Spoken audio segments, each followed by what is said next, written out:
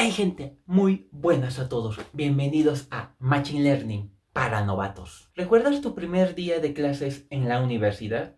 Sí, cuando eras cachimbo y entrabas al salón y veías a todo lado y no conocías casi a nadie.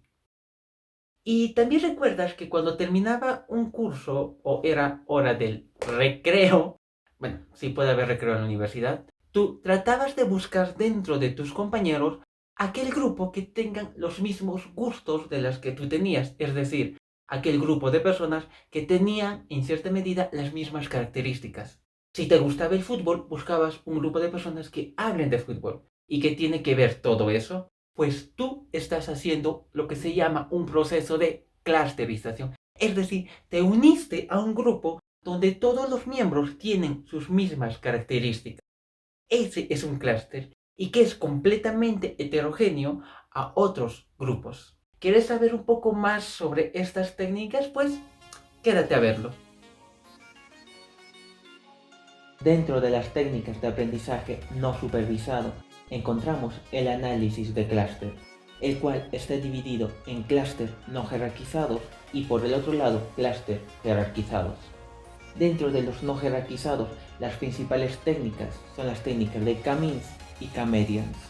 Las técnicas de Machine Learning se dividen en dos grandes grupos.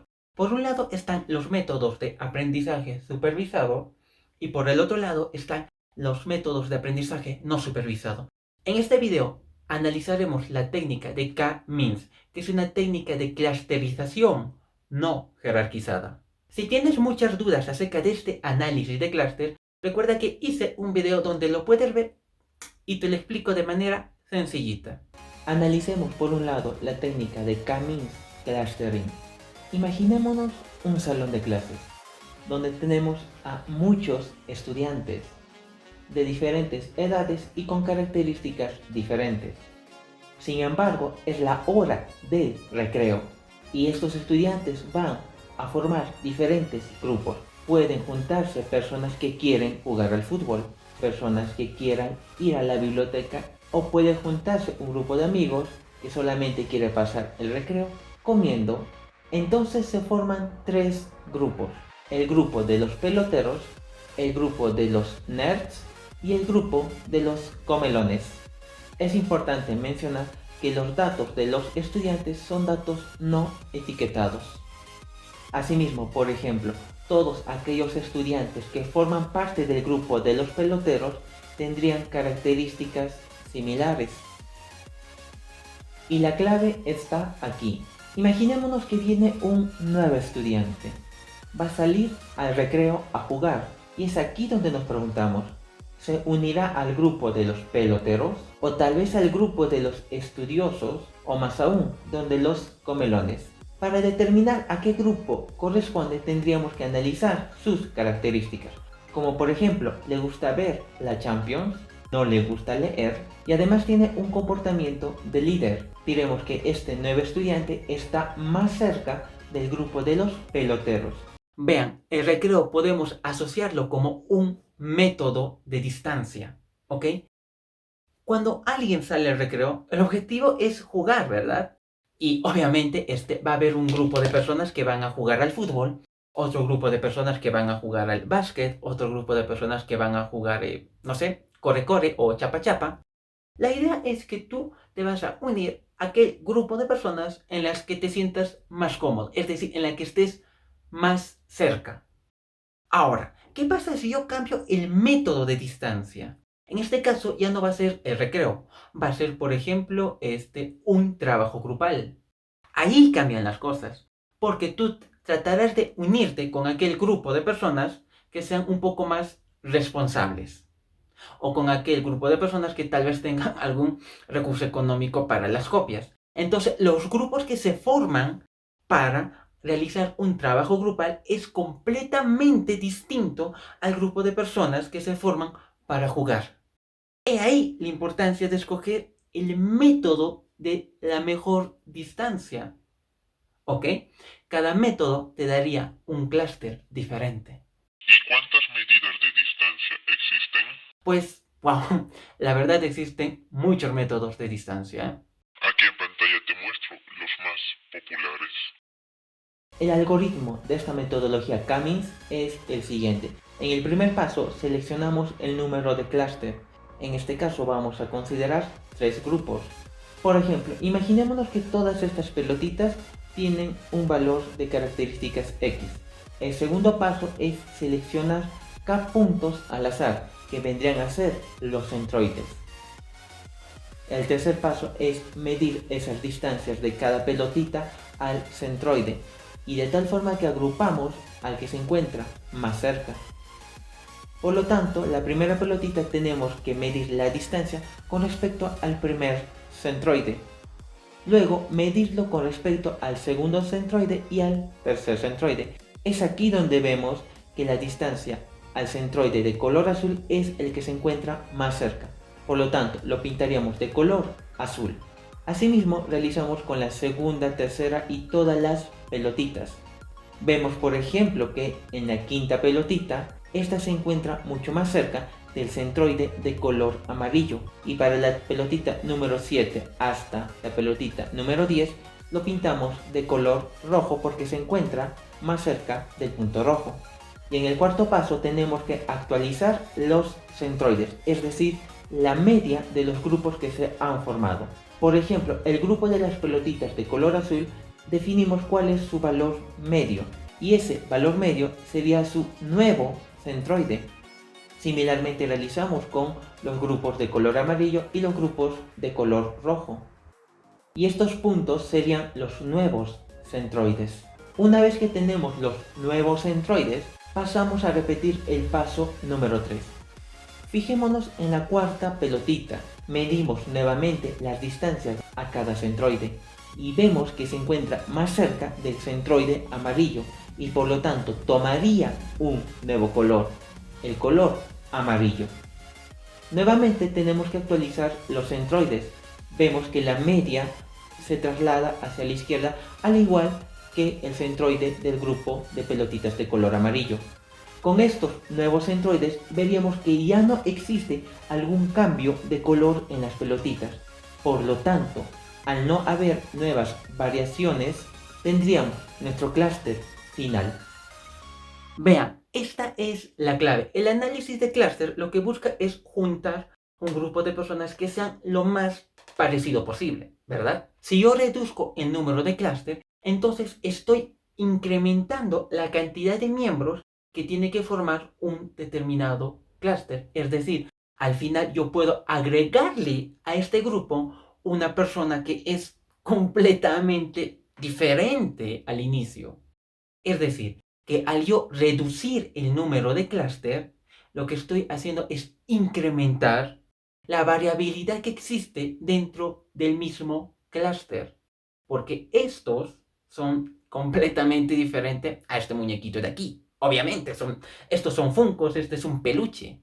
¿Me dejo entender? Entonces, si yo incremento el número de clústeres, lo que voy a hacer es tratar de separar, ¿no?, aquellos elementos que son completamente diferentes dentro del mismo clúster, y así tener clústeres cada vez más parecidos. Entonces, es aquí donde tú te preguntas, si yo incremento el número de clúster, entonces estoy reduciendo la varianza dentro de cada clúster, y lo mejor sería tener infinitos clústeres, ¿no te parece? Sí, pero no. Ahora nos preguntamos, ¿cómo decidir el valor de K? Pues imaginémonos que tenemos 12 pelotitas que están distribuidas a lo largo de sus características X. Si nosotros queremos crear un clúster de un solo grupo, pues todas las pelotitas formarían un mismo clúster, y por lo tanto esto de aquí tendría que ser la variación total o la varianza dentro del clúster. Sin embargo, ahora imaginémonos que queremos dividirlo en dos grupos. Por ejemplo, las 4 primeras pelotitas formarían un grupo y las 8 restantes formarían otro segundo grupo. Vemos que la variación total del primer grupo y la variación total del segundo grupo es menor. Hacemos este mismo procedimiento cuando queremos agruparlo en 3 grupos. Seguidamente analizamos la variación dentro de cada grupo y vemos que estas variaciones resultan ser mucho menores que cuando teníamos 2 grupos. Y finalmente también podemos realizar un agrupamiento con 4 clústeres, de tal forma que estas variaciones dentro de cada clúster va a ser menor a las variaciones cuando teníamos 3, 2 o un clúster. La idea aquí es que la variación total empieza a disminuir a medida que incrementamos el número de clúster. Es decir, que la variación dentro de cada clúster es cada vez menor cuando mayor sea el número de agrupamientos que estemos realizando. Y esta conclusión nos lleva al siguiente gráfico, donde por un lado analizamos el número de clúster y por el otro lado la reducción de la variación. Entonces el punto óptimo para escoger el clúster será aquel en donde el incremento de esa variación, es decir, la ganancia en reducir la varianza dentro de los clústeres, es muy pequeño. El hecho es que si yo incremento muchos clústeres, pues la varianza total dentro de los clústeres se reduce.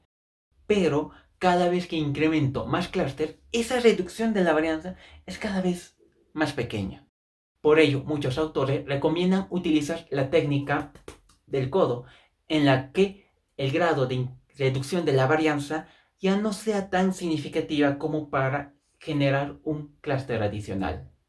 Bueno, ok, sé que suena un poco chino, pero lo vamos a ver más adelante con tutoriales en R y Python. Así que, por favor, esperen ese video.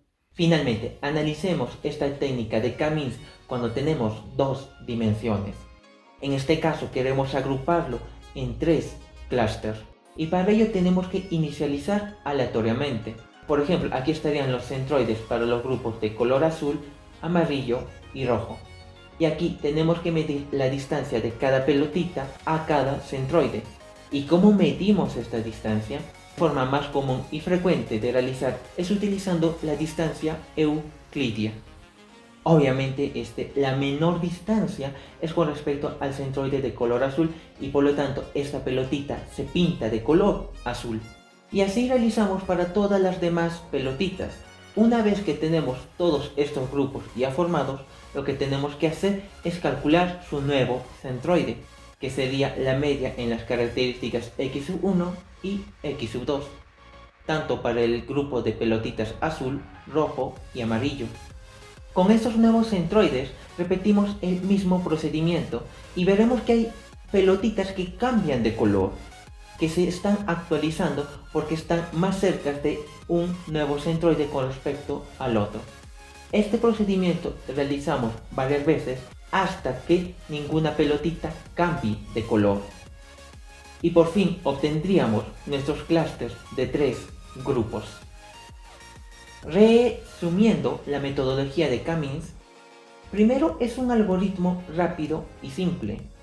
Segundo, nos proporciona resultados confiables si los datos están separados de forma lineal. Hay que tener en cuenta que estos resultados son sensibles a los valores iniciales que les damos. Se debe especificar primero el número de clústeres que queremos formar y por último, no funciona bien esta metodología si es que se tiene datos atípicos. Quiero mencionarles que esta metodología de K-means lo vamos a aplicar utilizando el software de Python como de R. Ahora sí, vamos a la pregunta de examen. Imagínate que tú te encuentras un DeLorean y quieres viajar al pasado, específicamente 10 años atrás, y quieres encontrarte con tu yo cuando era un niño. Tu yo actual con tu yo de hace 10 años formarían un clúster. Ok muchachos, espero que este video les haya gustado y por favor no se olviden de comentar si tú formarías un clúster con tu yo del pasado. Si forman un clúster, entonces recuerda que tu yo del pasado es similar a tu yo actual. Es decir, si antes a ti te gustaba mucho el fútbol y ahora te sigue gustando el fútbol, pues formarían un clúster, porque se parecen. Y si tu respuesta es 1, significa que tu yo de hace 10 años es completamente diferente a tu yo actual. Imagínate que hace 10 años tú eras una persona, no sé, eras creyente, eras una persona educada, responsable, y ahora es otra historia, ¿no? Eres una persona fiestera, reggaetonera, atea, entre otros, o sea, cambiaste para mal. Ok, por favor, quisiera saber si formarían o no un clúster. Si me preguntan a mí, pues... dejémoslo en incógnita. Recuerda que este es tu canal, no solamente de economía, sino también ahora de aprendizaje automático e inteligencia artificial. Nos vemos con más videos y cuídense.